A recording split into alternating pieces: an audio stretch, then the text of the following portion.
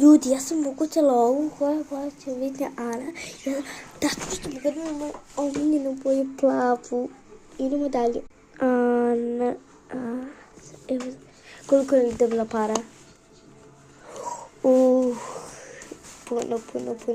Ana. Koliko dosta? A sad ćemo ajde neko drugo ime. Ćemo moju sestru. Mislim, kako se zove? Isto! Ovdje, koliko će ona?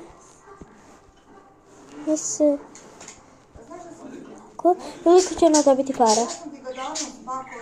Isto! Samo ne znam da li... Dobro. Unina omljena boja. Pink. Najgluplja roza. Izvinite, ali ja ne volim rozu. Sad ćemo od moje mame ime. Ona voli tu boju. Opa! Sad ćemo ovdje. Evo.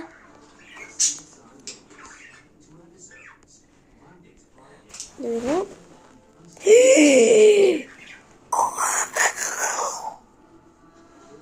Oh my god. I ovdje. Da vidim koliko je. Brate, više ne može. Mogu da tu.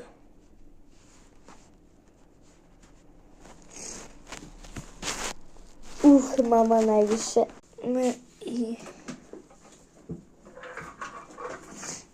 On voli zelenu boju. I... A? Dobra. On najmanje zaradio. Ne, nije baš najbolje. Najgore. Zato što... Ostavi to i...